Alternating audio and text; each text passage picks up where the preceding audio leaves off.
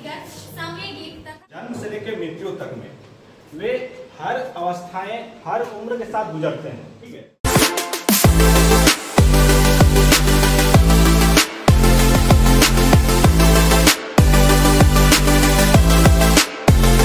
विकास के 6 सिद्धांत में 6वां सिद्धांत हम लोग पढ़ेंगे, psychosocial theory of development bye Erik Erikson.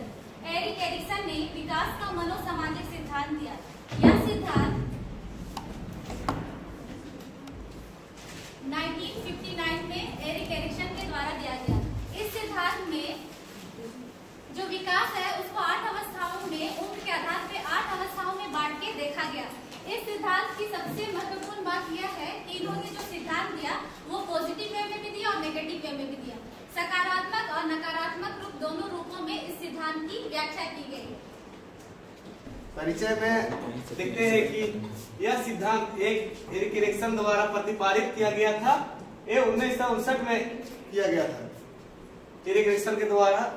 और एरिक एरिक्सन अपने सिद्धांतों में व्यक्तिगत और संवेगात्मक रूप से तथा सांस्कृतिक या सामाजिक विकास को समन्वित किया है। अतः इसमें मनोसामाजिक सिद्धांत कहा जाता है। इसमें मेन इसका उद्देश्य भी है कि सामाजिक संस्कृति और सामाजिक को लेकर के एक अपना विचार दिया है। और एरिक्सन के इस सिद्धांत में छात्रों के सामूहिक या व्यक्तियों के सामूहिक स्वास्थ्य पर अधिक बल दिया गया है। एरिक्सन के द्वारा इस सिद्धांत को जीवन अवधि का विकास सिद्धांत भी कहा जाता है। इसमें कहा गया है कि जीवन अवधि का विकास इसमें 8 चरणों में बताया गया है कि किस चरण में किस तरह से होगा, किस चरण में किस तरह से नहीं। और आगे हम लोग का स्लाइड में है, तो 8 चरणों में इसको दिया गया है। इस सिद्धांत में पूरे जीवन अवधि में होने वाले विकास को 8 विभिन्न अवस्थाओं में बांटकर अध्ययन किया जाता है। एरिक्सन का जीवन परिचय के बारे में। एरिक्सन का इनका फुल नाम था एरिक होमबर्गर एरिक्सन था और उनका जन्म 15 जून 1902 जर्मनी के फ्रैंकफर्ट में हुआ था और उनका मृत्यु 12 मई 1994 जो कि यूनाइटेड स्टेट ऑफ अमेरिका के मैसाचुसेट्स ऑर्बिट में हुआ था। और उनके फादर का नाम थियोडोर और उनकी माता का नाम कार्ला अब्राहमसन। उनका शादी 1930 ईस्वी में एक कनाडियन लड़की से हुआ था। और उनके अवार्ड्स के बारे में जाने तो 1970 में उन्हें 2 अवार्ड में नवाजित किया गया। पहला था पुलित्जर प्राइज और दूसरा नेशनल बुक अवार्ड। और वो इन्फ्लुएंस्ड हुए सिगमंड फ्रॉइड के द्वारा। और उनका बुक पब्लिश हुआ था 1968 में। और पहला था चाइल्डहुड एंड सोसाइटी जो कि 1950 ईस्वी में हुआ था। और दूसरा था आइडेंटिटी यूथ एंड क्राइसिस जो कि 1968 में। और तीसरा द लाइफ साइकिल कंप्लीटेड जो कि 1982 में किया गया। और तो हम इस स्लाइड में देखेंगे जो एरिक एरिक्सन के जो साइकोसोशल डेवलपमेंट थ्योरी है उस थ्योरी में उन्होंने ये बताया कि मनुष्य का जो जीवन काल है वो 8 स्टेज में 8 स्टेजेस में प्रेजेंट किया है। पहला जो स्टेज है इसमें ट्रस्ट और मिसट्रस्ट के बीच में कॉन्फ्लिक्ट को दर्शाया गया है जो जन्म से लेकर के 1 साल के बच्चों में देखा जाता है, जिनमें आशा की भावना भी पाया जाता है। जो 1 से 3 साल के बच्चों में देखा जा सकता है, जिनमें इच्छा शक्ति की भावना ज्यादा पाई जाती है। इनिशिएटिव वर्सेस गिल्ट को प्रेजेंट किया है उन्होंने, जो 3 से 6 साल के बच्चों में देखा जाता है, जिनमें उद्देश्य की भावना ज्यादा पाई जाती है। चौथा जो 4th स्टेज है इसमें इंडस्ट्री वर्सेस इंफीरियरिटी को दर्शाया गया है, जो 6 से 12 साल के बच्चों में देखा जाता है, जिनमें योग्यता की भावना रहती है। 5वां जो स्टेज है इसमें आइडेंटिटी वर्सेस रोल कंफ्यूजन को दिखाया है उन्होंने, जो 12 से 18 साल के बच्चों में पाया जाता है, जो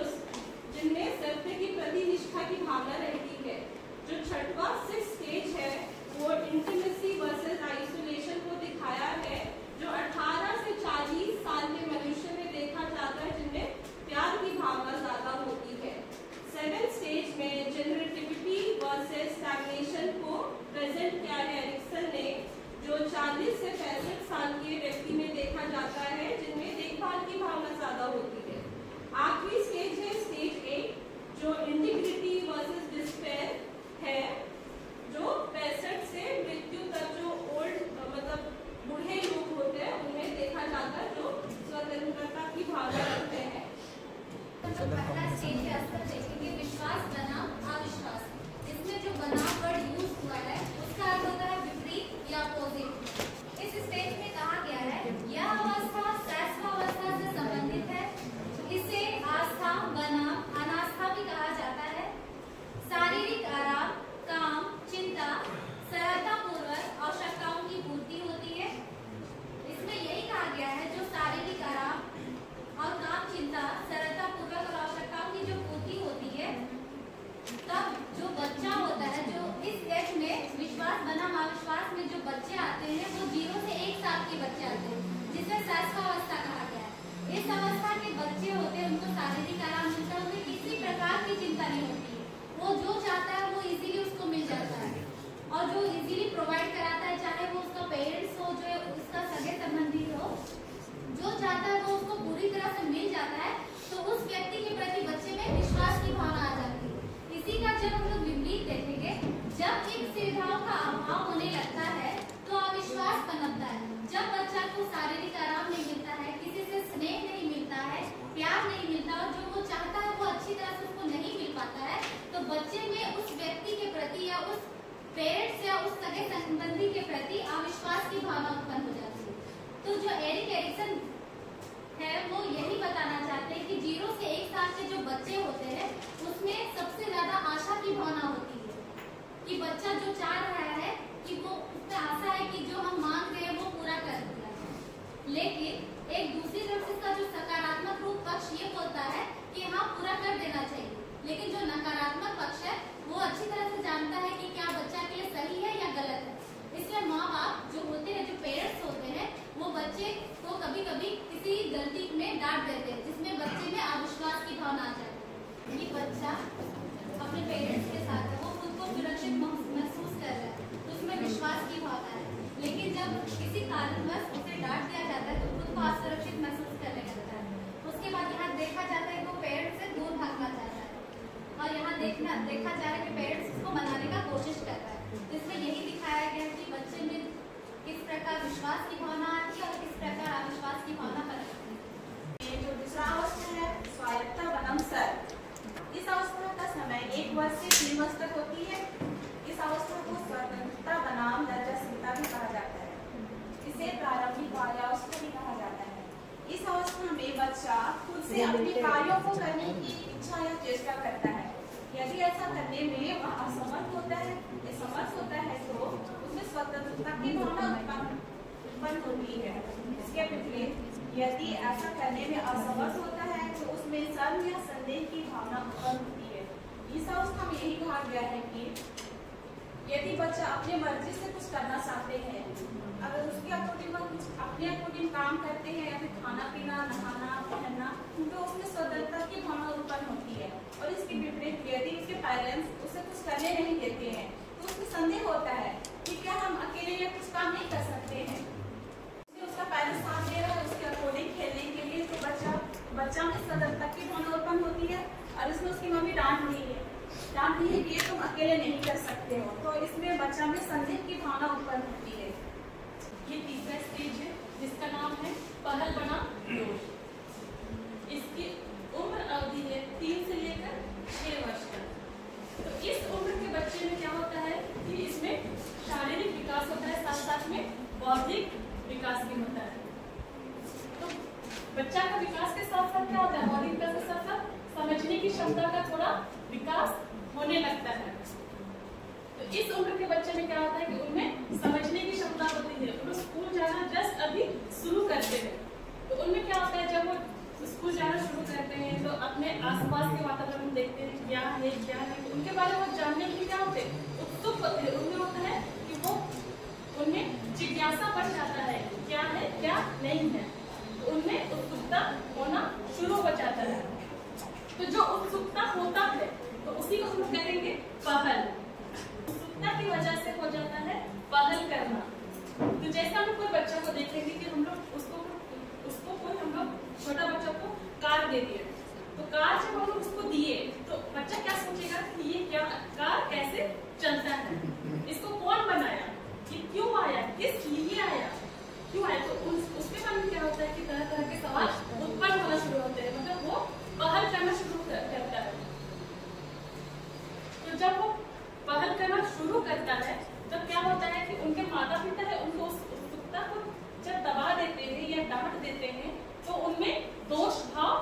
उत्पन्न हो जाता है। तो बच्चा जब उस कार को जब वो तोड़ता है कि उसके अंदर क्या है, फिर उस चीज को जानने के लिए तो माता पिता क्या बोलते हैं कि हम तुमको इतना महंगा चीज ला के हम तुमको दिए और तुम क्या कर रहे हैं, इसको तोड़ फोड़ के बर्बाद कर रहे हैं। तो वो क्या होता है, उसके जरिए क्या होता है कि उनमें दोष भावना उत्पन्न हो जाती है। जैसा हम यहाँ से देख सकते हैं डायग्राम में कि माता पिता खिलौना दिए हैं बच्चे लोग को, लेकिन वो क्या कर रहे हैं, तोड़ मरोड़ के सब हटा रहे हैं, उसको अलग अलग कर दे रहे हैं। तो जिसके कारण क्या हो रहा है कि माता पिता उसको डांट रहे हैं। तो उसमें क्या हो रहा है, वो उसको दिखा रहे हैं, लेकिन यहाँ पर क्या हो रहा है कि उनको दोष उत्पन्न हो जा रहा है, उनको डांट दे रहे हैं, जिसके कारण उनमें दोष उत्पन्न हो जा रहा है। इसमें हम देखेंगे परिश्रम ये 6 से 12 साल के बच्चे आते हैं।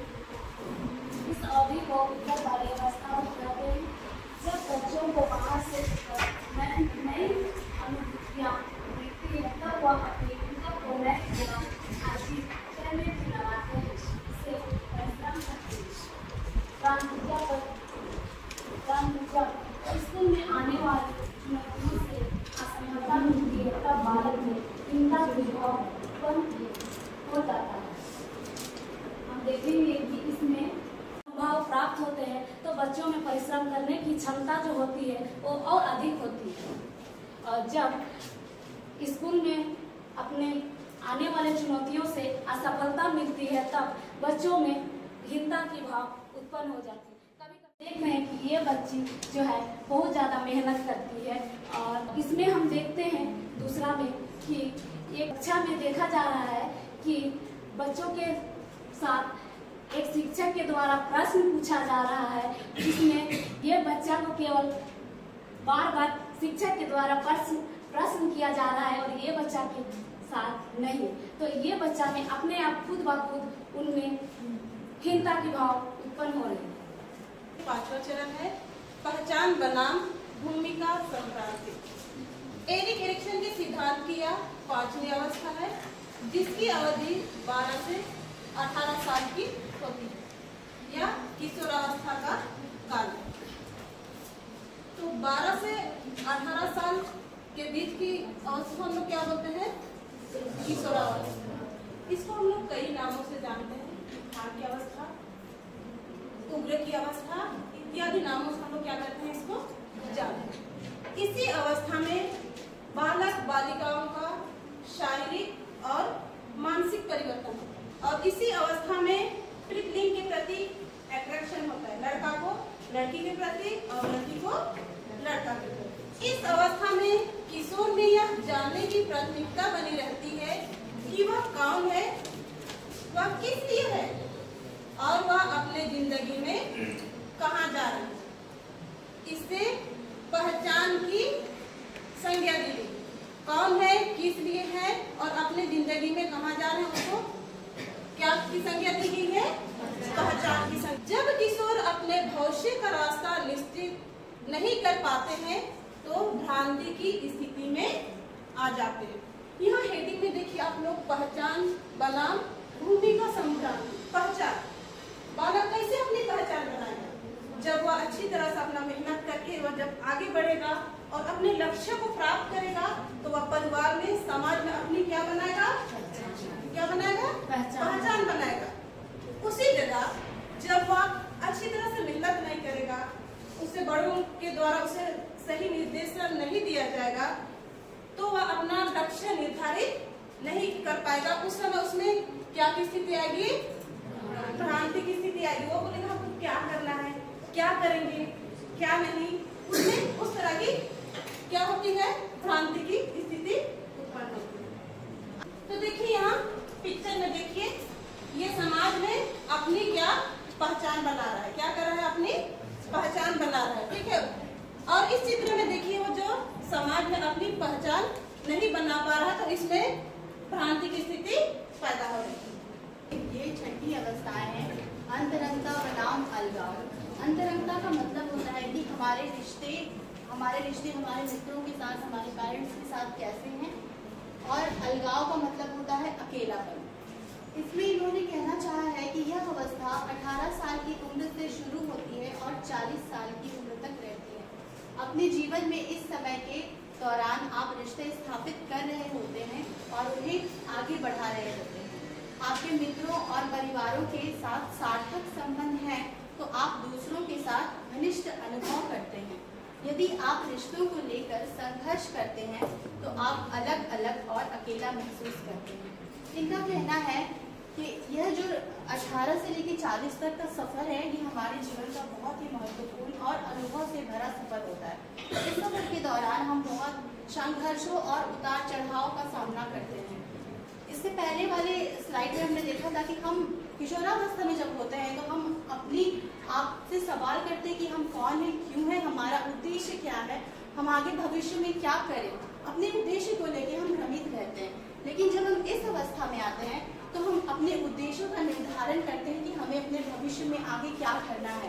इस अवस्था में हमारे पेरेंट्स से जो हमारी उम्मीदें हैं वो जुड़ जाती हैं और हम नई नई रिश्तों और संबंधों से जुड़ते हैं और हमारी कंधों पे बहुत सारी जिम्मेदारियां आ जाती हैं। पर जब हम उन जिम्मेदारियों को सही तरीके से नहीं निभा पाते, अपने रिश्तों को सही तरीके से नहीं चला पाते, रिश्तों के बीच में दरारें आ जाती हैं, तब हम अपने मन में रिश्तों को लेकर संघर्ष का अनुभव करते हैं। फिर हम अपने आप को अलग अलग और अकेला महसूस करते हैं। आप डायग्राम से समझ सकते हैं। यहाँ नए नए रिश्ते जब जुड़ते हैं तो उसके बाद फिर जब रिश्ते टूटते हैं तो हम अकेला और अकेलापन महसूस करते हैं। जैसे ये 7वां सिद्धांत है, यह अवस्था 40 से 65 वर्ष तक चलती है। इस अवस्था को जन्मात्मकता बनाम स्थिरता भी कहा जाता है। जन्मात्मकता में व्यक्ति दूसरे लोगों के बारे में ज्यादा सोचता है, वे दूसरों का भला करने के लिए सोचता है। इसमें एरिक्सन ने बताना चाह रहा है कि व्यक्ति जब 40 से 65 वर्ष की आयु में होता है तो वो समाज के बारे में ज्यादा सोचता है, चिंता करता है। दूसरी तरफ है कि जब लोगों में इस सोच का विकास नहीं होता तो उसमें स्थिरता आ जाती है। जब व्यक्ति समाज में अपना योगदान नहीं दे पाता है, सहयोग नहीं दे पाता है, तो उसमें स्थिरता आ जाती है। इसमें डायग्राम से समझ सकते हैं। जैसे एक टीचर वो बच्चों को पढ़ा रहा है उसके उज्जवल भविष्य के लिए, ताकि वो आगे एक अच्छा व्यक्ति बन सके। और वाटर पॉल्यूशन को जल बचाओ अभियान अभी चल रहा है, क्योंकि आने वाले जो हमारी पीढ़ी है उन्हें पानी को लेकर कोई प्रॉब्लम ना हो। जब व्यक्ति इस सभी में अपना योगदान नहीं दे पाता है तो उसमें स्थिरता आ जाती है। इसमें एरिक्सन ने बताया है कॉन्फ्लिक्ट होता है इंटीग्रिटी वर्सेस डिस्पेयर के बीच में। इंटीग्रिटी का मतलब हम कह सकते हैं कि सेंस ऑफ प्राइड, अकम्पलिशमेंट बोल सकते हैं, ईमानदारी बोल सकते हैं। फिर जो डिस्पेयर होता है उसका जो मतलब हम कह सकते हैं निराशा हिंदी में।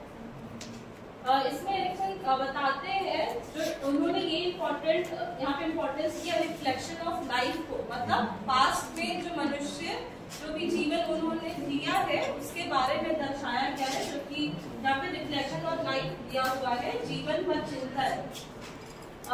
जो थ्योरी के द्वारा उन्होंने ये बताया जो मनुष्य वो 2 प्रकार का सोचता है, पॉजिटिव बोल सकते हैं, नेगेटिव बोल सकते हैं।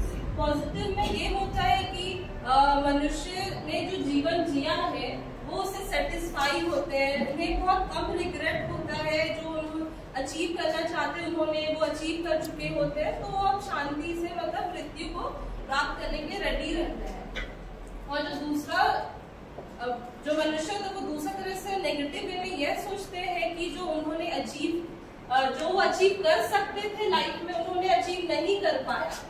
अगर हम पॉजिटिव वे में अगर हम इसका एग्जांपल लेंगे, जो एरिक्सन ने बताया है कि पॉजिटिव तरह से जो अकम्प्लिश कर लेते हैं अपना लाइफ का जो गोल, एग्जांपल दे सकते हैं। मान लें कि कोई रिटायर्ड टीचर है कोई भी स्कूल का या फिर कॉलेज का, वो फाइनली रिटायर हो जाते हैं ये सोच के कि हाँ उन्होंने अच्छा एजुकेशन प्रोवाइड किया है स्टूडेंट्स को, आगे जाके वही स्टूडेंट्स छोटे बच्चों को और अच्छा शिक्षा प्रोवाइड करेंगे। तो बस आखिरी स्टेज में वही पास्ट लाइफ को दर्शाया गया है कि मनुष्य 2 प्रकार में सोचता है, पॉजिटिव और नेगेटिव वे में, कि हाँ उन्होंने अच्छा जीवन जिया है या नहीं जिया है। इस चित्र में हम देख सकते हैं कि एक बूढ़ी औरत है, वो अपना पास्ट लाइफ में देख रही कि हाँ उन्होंने शादी किया है, बच्चे हुए, उनका लाइफ सेटल सॉर्टेड है कि हाँ उन्होंने प्रॉपर लाइफ जिया है।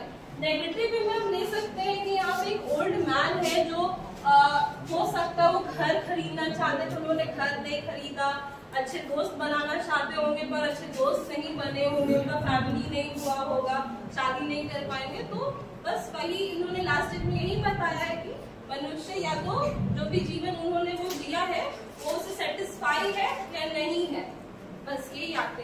एरिक एरिक्सन के द्वारा जो मनोसामाजिक सिद्धांत विकास का दिया गया था उसमें कुछ आलोचनाएं थी, उनमें से ये दो प्रमुख है। फर्स्ट है, एरिक्सन ने मुख्य रूप से उन प्रतिस्पर्धी शक्तियों पर ध्यान केंद्रित किया जिन्हें हर इंसान के पास जीवन के हर चरण में पूरा करने और आगे बढ़ने की क्षमता होती है, लेकिन उस प्रक्रिया में वह व्यक्तियों के भावात्मक विकास पर विचार करने में विफल रहता है। एरिक्सन ने यह आलोचना इसलिए किया क्योंकि जो भावात्मक विकास है, हम लोग ने एक स्टेज देखा वो किशोरावस्था, उसमें उन्होंने किशोरावस्था में जितने भी सामयिक विकास होता है उसका डिटेल में वर्णन नहीं किया, इसलिए यहाँ उसकी आलोचना की गई।